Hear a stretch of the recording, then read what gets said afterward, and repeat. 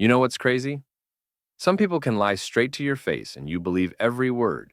They sound confident, they look sincere, everything seems real. But there's one signal they can't control. One tiny thing that gives them away every single time. And once you know what it is, you'll never get fooled again. I learned this the hard way. I trusted people I shouldn't have.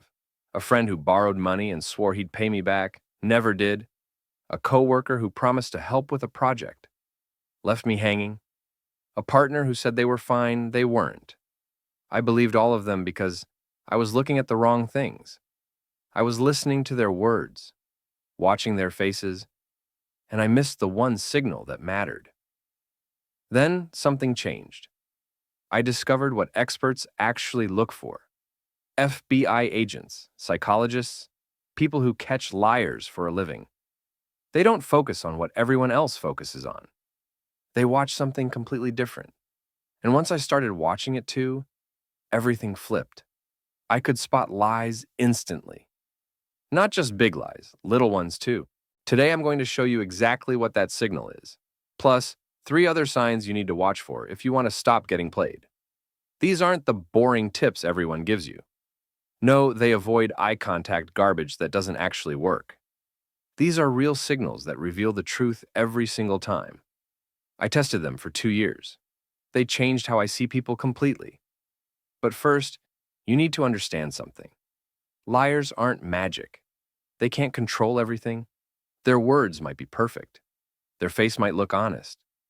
But their body always tells the truth. Always. You just need to know where to look. The biggest lies come from people you trust. Your friends, your family, people at work. So, learning to spot it isn't about being paranoid. It's about seeing reality clearly instead of the version someone wants you to see. 1. Watch their hands, not their face. This is the big one. The signal nobody talks about. When people lie, their hands freeze. Not completely, but they stop moving naturally. Here's what happens. When someone tells the truth, their hands move with their words. They gesture, they emphasize, they flow. It's automatic. Their brain doesn't think about it. But when someone lies, their brain gets busy. It's working hard to create the story, remember the details, make it sound believable. And when the brain gets busy with lying, it forgets to move the hands. So the hands either stop completely or move stiff and weird. It's like watching a puppet with tangled strings. Watch this next time someone talks to you. Ask them about their day. If it's real, their hands will move naturally, flowing, relaxed, matching their words. They'll gesture when they describe something. Now ask them something they might lie about. Watch their hands lock up. They might put them in their pockets, cross their arms, grip something tight, or just hold them still at their sides. That's the signal. I had a friend who always had crazy stories. Every week something insane happened to him. One day I started watching his hands. When he talked about normal stuff, his hands moved everywhere. Natural. Alive. But when he told his wild stories, his hands went dead. They just sat there. He'd put them in his pockets or hold his phone. That's when I knew. He was making it up. Why does this work? Because lying takes massive mental energy. Your brain can't lie and control body language at the same time. It has to choose. And it always chooses the lie. The hands get abandoned. Meanwhile, the person thinks they're being convincing because their words sound good, but their body is screaming the truth. Try this today. Next conversation, watch their hands. Forget about their face. Just watch the hands. You'll be shocked how obvious it becomes. The truth moves. The lies freeze. 2. Listen for too many details. Here's something weird. Liars give you more information than truth tellers. Sounds backwards, right? But it's true. When someone tells the truth, they keep it simple. Short, direct. They don't need to prove anything because it actually happened. But liars, they pile on details. They over-explain. They give you the whole story with timestamps and weather reports and what they were wearing. It's because they're scared you won't believe them. So they think more details make it more believable. But it actually does the opposite. Truth is simple. Lies are complicated. Think about it like this. If I ask you what you had for breakfast and you actually ate breakfast, you say toast and coffee or nothing, I wasn't hungry. Simple. But if you're lying about it, suddenly it's a whole production. Oh, I had this amazing omelet with cheese and peppers, and I used the fresh eggs from the farmer's market, and I made it with butter, not oil. Way too much. That overflow of information is the lie trying to convince you it's real. I had a coworker who called in sick one day. Next day, I asked how he was feeling. If he was really sick, he'd say, better, thanks, or still a bit rough. Simple. But instead, he gave me a 10-minute story. Woke up at 3 a.m., stomach was killing him. Tried to sleep but couldn't. Got up at 5 a.m., made tea. Felt worse, decided to stay home. Called his doctor. On and on. Way too much. That's when I knew he wasn't sick at all. Listen for this. When someone gives you a novel instead of a sentence, they're probably lying. Truth doesn't need decoration. Truth just is. 3. Watch for the pause before answering. Ask someone a simple question. Did you finish that report? Were you out last night? If they're telling the truth, they answer immediately. No thinking required. They know what happened.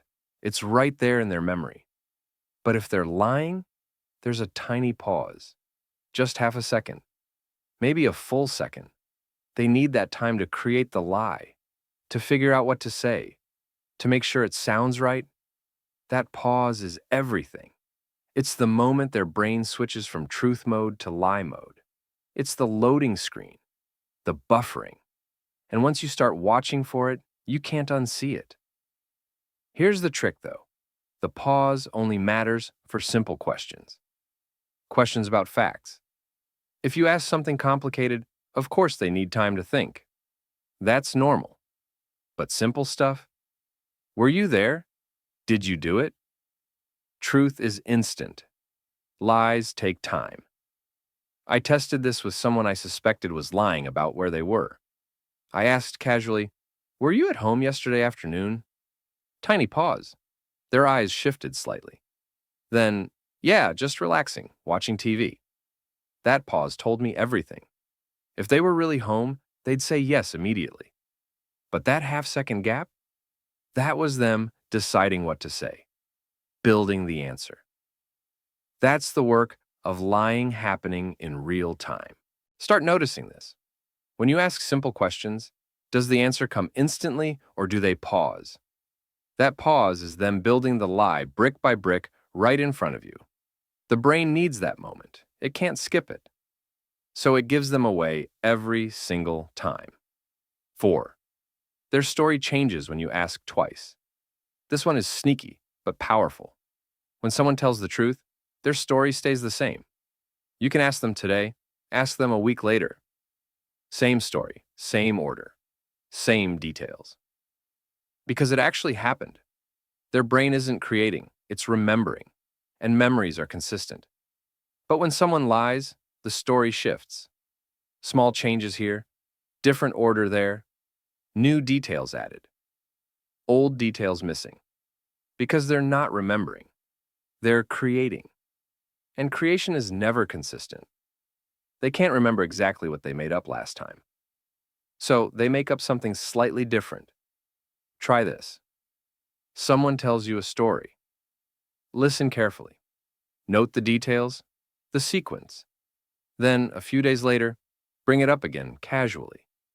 Hey, what happened with that thing you told me about? Don't make it obvious, just curious. If they're lying, watch the story morph. Details will change, the timeline will shift. I caught someone lying about why they missed a meeting. First time they told me, traffic was terrible. Accident on the highway. Second time I asked, suddenly it was a family emergency. Third time, their car wouldn't start. 3 different versions. All lies. Truth only has one version. Here's what nobody tells you. All 4 of these signals point to one big truth. Lying is hard work. It takes energy. It takes focus. And no matter how good someone is at it, something always leaks out. The hands freeze, the details pile up. The pause appears, the story shifts. You just have to know what to watch for. And here's the thing. This isn't about becoming cynical. It's about seeing clearly. It's about protecting yourself. Because when you can spot lies, you make better decisions. You trust the right people. You avoid the wrong ones. So, here's your move right now. Pick one of these 4 signals, just one. Maybe it's watching hands because that's the biggest tell. Maybe it's listening for too many details because that's easy to hear. Whatever feels easiest, use it today. Next conversation, pay attention. Watch for the signal. See if you catch something you would have missed before. Then, do it again tomorrow. And the next day. In 1 week, it'll feel natural. In 2 weeks, you'll do it without thinking. In 1 month, you'll spot lies without even trying. I went from constantly getting fooled to seeing through deception in seconds. Not because I became paranoid, but because I learned what to watch for. Same conversations, different focus, and everything changed. You can do this starting today. Pick one signal. Watch for it once. See what you discover. Then come back and tell me what happened. Because once you see how often people reveal the truth through these signals, you'll never look at conversations the same way. Stop trusting words alone. Words are easy to fake. Start watching the signals, the things people can't control. Your gut already knows when something's off. Now your eyes will too. Now you'll see the truth hiding in plain sight.